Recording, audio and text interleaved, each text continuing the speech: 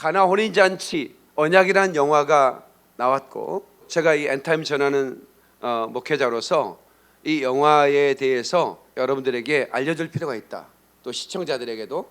그래서 이 영화를 꼭 봐야겠다 하는 생각을 가졌으면 좋겠고, 또 기왕이면 극장으로 달려가서 영화를 봤으면 좋겠다 하는 마음으로 이 메시지를 전합니다.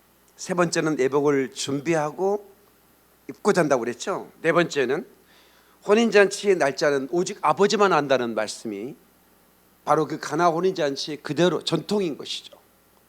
그러니까 막 신랑이 집을 다 져놨어요. 근데 아버지의 얼굴을 보면 오늘 밤에 출발할 거야 이렇게 말할 줄 알았는데, 아버지 안녕히 주무세요 그러는데 아버지가 아무 말씀이 없고, 그러면 신랑은 그 아쉬움에 또 잠을 자는 거예요. 예, 그렇게 하루가 지나가는 거예요. 그러니까 신랑이 모르는 거예요.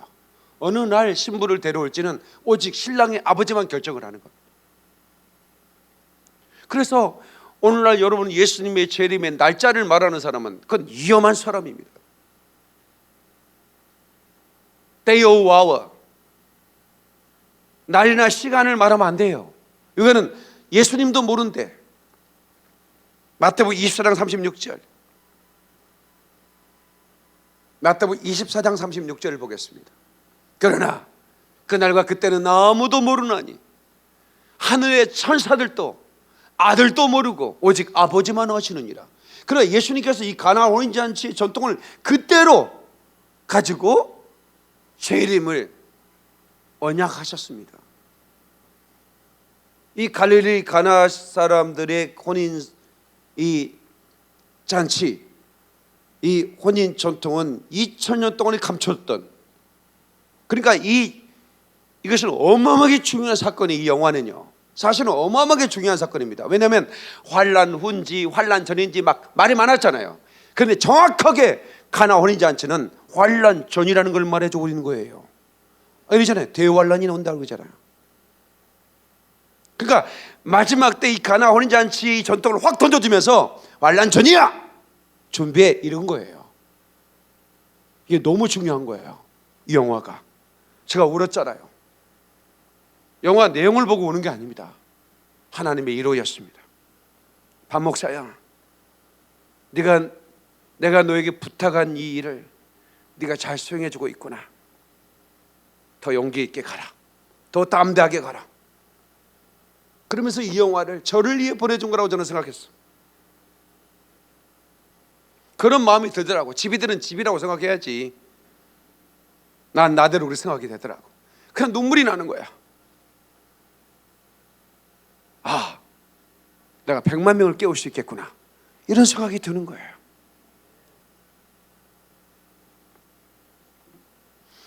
그리고 이제 드디어 아버지가 영화를 보면 어느 날 밤 일어나더니 신랑을 깨웁니다.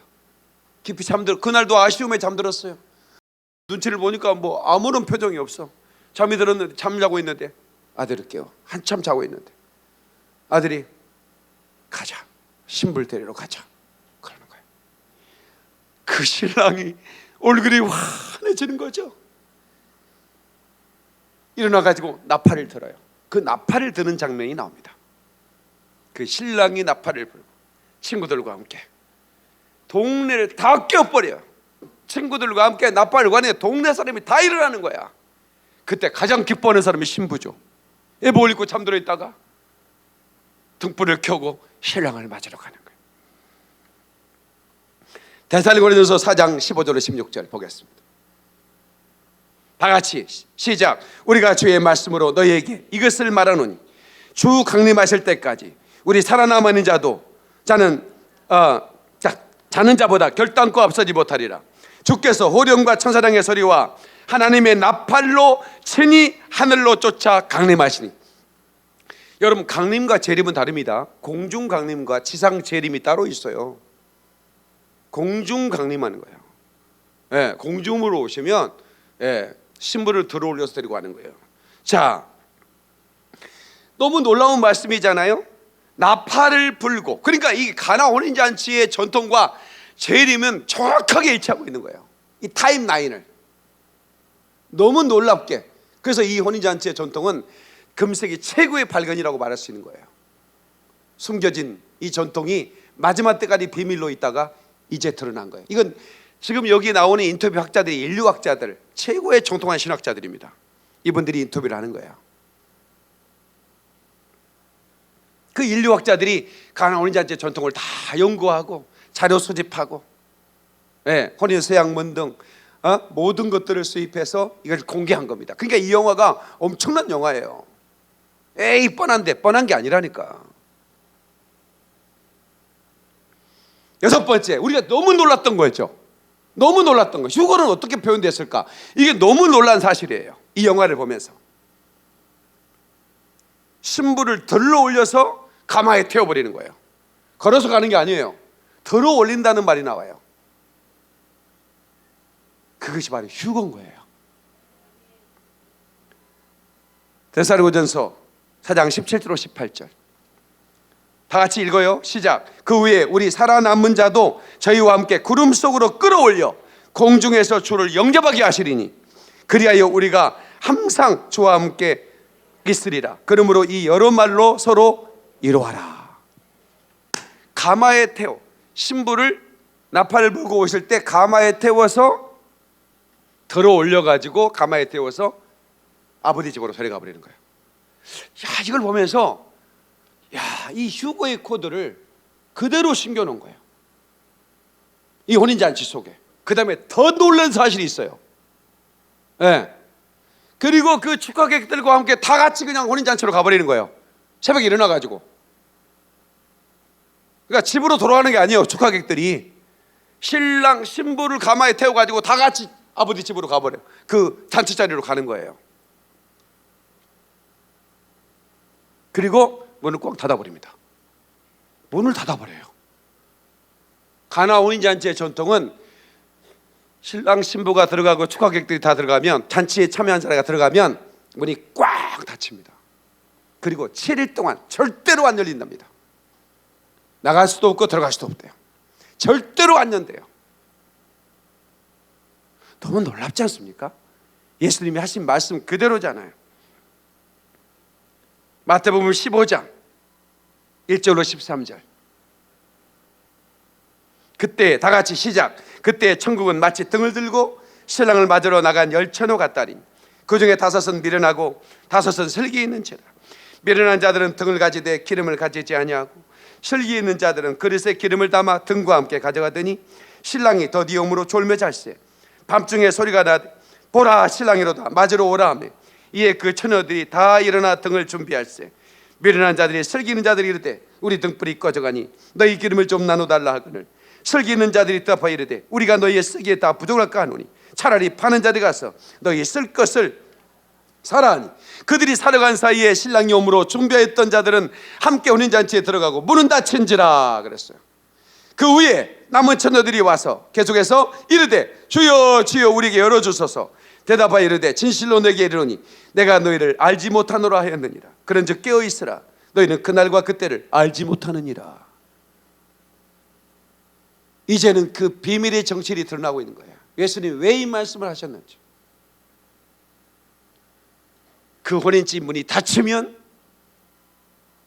7일 동안 닫힌다고 그랬죠? 7일 동안 잔치를 벌이는 겁니다. 음식은 충만하게 준비됐습니다. 얼마든지 그 사람들이 먹고 마실 수 있는 모든 음식이 다 준비됐어.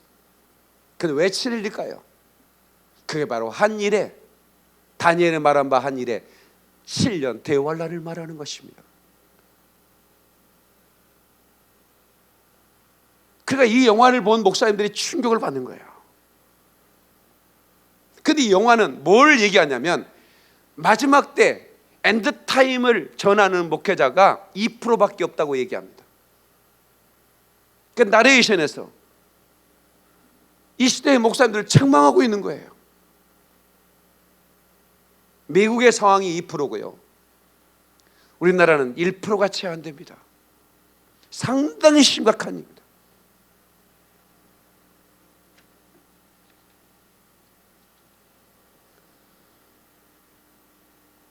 여러분 마태복음 24장 21절을 보십시오.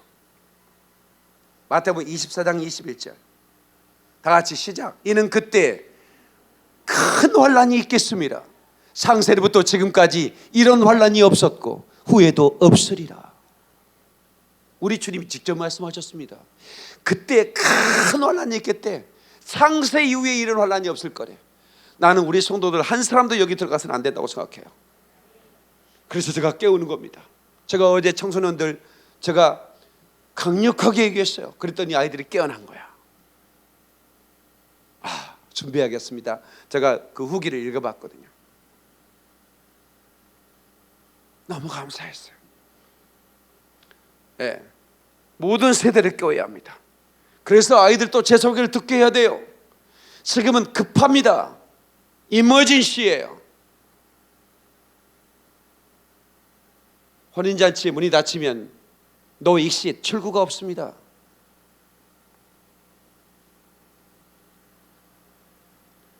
그래서 우리는 신부의 세대가 일어나야 합니다. 아멘. 신부의 세대가 깨어나야 돼. 우리 신부의 세대 한번 찬양하고, 말씀이 좀 진지했기 때문에 찬양하고 제가 마무리를 좀 하겠습니다. 신부의 세대 가자.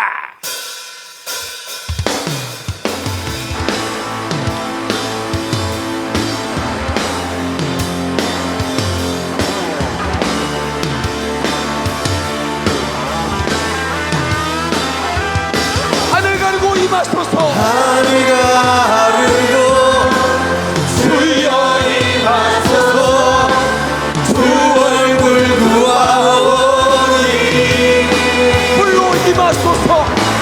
불로 임하소서.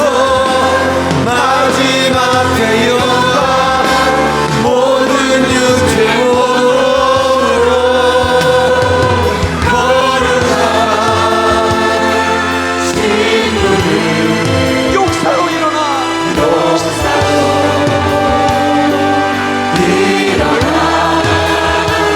그나의 사랑 도력소리 이제 이불을 찢어 소리를 모이되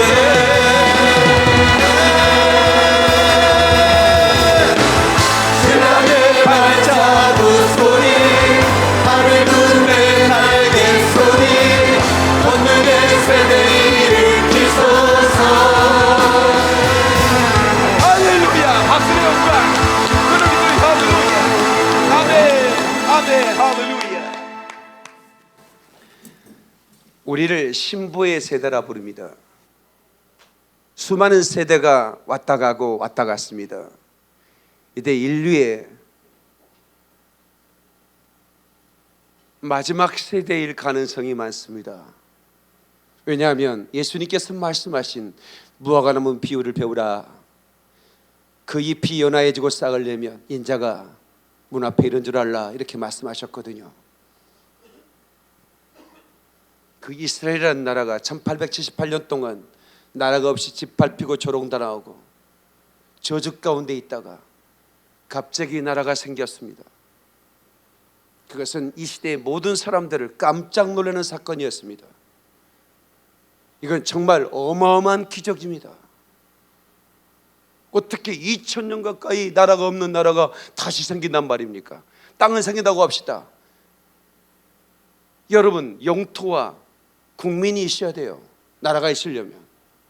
근데 국민들을 전 세계에서 다 불러 모으는 것입니다. 이걸 알리아라고 그래요. 코로나 가운데서도 수많은 나라에서 계속 이스라엘로 비행기 날아들고 있습니다. 그들이 알리아를 하고 있는 것입니다. 다시 말하면 하나님의 언약이 성취되고 있는 것입니다. 저는 마지막으로 이 포도주에 대한 놀라운 비밀을 이 영화를 통해서 깨달았습니다. 포도주. 자, 신랑은 이 영화에서 이렇게 말합니다. 신랑은 신부에게 포도주를 건네고 혼인잔치 때까지 절대로 포도주를 마시지 않습니다. 이것이 가나 혼인잔치의 특급 비밀입니다. 포도주를 마시지 않는 전통이래요. 그래서 예수님이 왜 이 말씀을 했는지 이제 내가 알았어요. 마태복음 14장 23절 26절. 영화에서는 이 말씀을 읽어주진 않지만 이 내용이구나. 자, 다 같이요. 시작. 또 잔을 가지사 사례하시고 저에게 주시니 다 이를 마시며 가라사대 이것은 많은 사람을 위하여 흘리는 바 나의 피 곧 언약의 피니라. 진실로 너에게 이르노니 내가 포도나무에서 난 것을 하나님 나라에서 새 것으로 마시는 날까지 다시 마시지 아니하리라 하시니라. 나는 이 말씀이 너무 놀라운 말씀이었어요. 내가 하늘나라에 하늘나라에 새 것으로 마시는 새 포도주를 마시는 그날까지 다시는 포도주를 마시지 않겠대요. 그런데 이것이 가나 혼인잔치 전통에 혼인을 하고 나면 포도주를 마시지 않는 겁니다. 이걸 예수님이 말씀하고 있는 거예요. 그래서 최후의 만찬은 제자들에게 포도주를 주죠. 이것은 신부에게 신랑이 권하는 포도주였고 그들이 그 포도를 받는 순간 그들은 신부가 된 것입니다. 그리고 주님 말합니다. 그 전통대로 나는 하늘나라에서 새 것으로 마시는 날까지 다시는 마시지 아니할 것이다. 그러면서 내가 왜 쓸개탄 포도주를 입으로 뱉어버리셨는가를 이제 알게 됐습니다. 마태복음 27장 34절 다 같이 시작. 쓸개탄 포도주를 예수께 주어 마시게 하려 했더니 예수께서 맛보시고 마시고자 하지 아니하시느니라. 나는 그냥 쓸개 탔으니까 써서 안 마시는 줄 알았어요. 이것은 언약을 지키시는 거였어요. 너무 놀라운 말씀이었습니다. 여기서 제가 한 가지 왜 진노의 포도주를 음료가 주는가를 제가 알았습니다. 예수님은 그 쓸개탄 포도를 마시지 않고 마지막 운명하시고 십자가에 죽으시고 부활하시고 승천하셨는데 남아있는 신부들은 음료가 주는 포도주를 마셔버리는 거예요. 자, 성경을 보겠습니다. 요한계시록 14장 6절 14장 8절 요한계시록 14장 8절 다 같이요. 시작. 또 다른 천사 곧 둘째가 그 뒤를 따라 말하되 무너졌도다 무너졌도다 큰 성 바벨론이여 모든 나라에게 그의 음행으로 말미암아 진노의 포도주를 먹이던 자로다 하더라. 진노의 포도주를 먹이던 자로다. 큰 바벨론 성 진노의 포도주 음행의 포도주를 먹이는 자가 있다는 거야. 그걸 누가 마셔? 신부들이 벌컥벌컥 들이마셔버렸어. 그것을 배도라고 그러는 것입니다. 이 음행의 포도주를 예수님은 그 포도를 마시지 않고 약속을 지키는데 신부는 지키지 않는 겁니다. 난 너무 놀랐습니다. 이 영화를 보면서 내가 안 보였던 걸 수없이 보였습니다.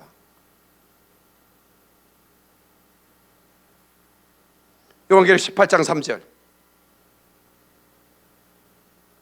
다 같이 시작. 그 음행의 진노의 포도주를 말미암아 만국이 무너졌으며. 자 보세요. 자 보세요. 이제는 하나님이 이 땅을 정리해버리는 이유가 뭐예요? 하나님의 신부들이 배도하고 있는 것입니다. 음행의 진노의 포도주로 말미암아 이 땅이 망한다는 거예요. 이 땅이 망하는 이유는 다른 게 없어요. 음행의 진노의 포도 때문에 망하는 것입니다. 계시록 2장 20절 그러나 내가 내게 책망할 일이 있노라.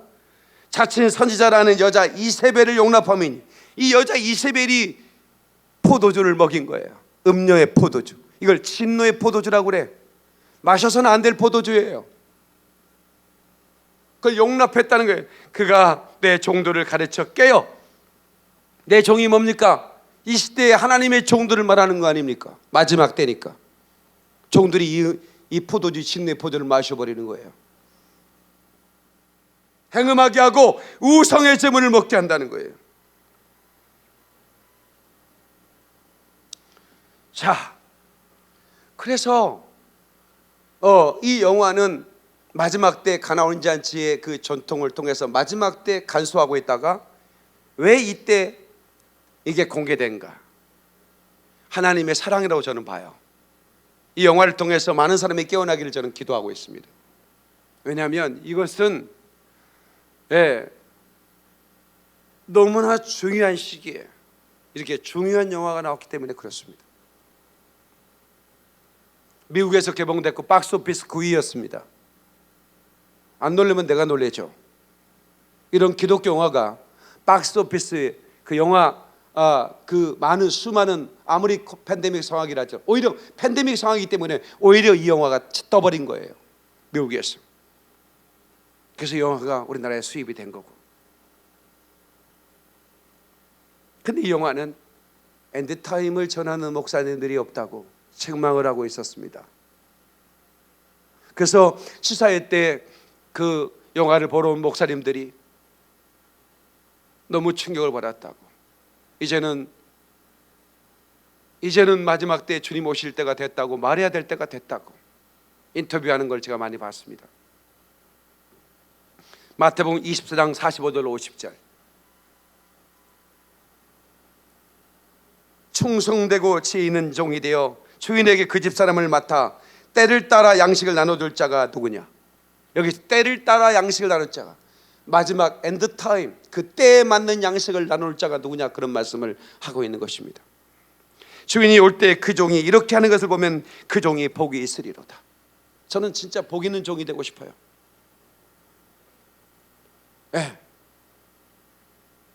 그래서 제가 또 부른 노래가 있죠. 남이야 어찌 살던 간에 주를 위해 나는 살다가, 남이야 어찌 죽든 간에 주를 위해 나는 죽으리. 저는 그렇게 살다 죽을 겁니다. 듣는 자는 깨달을진저 깨어나기를 축원합니다.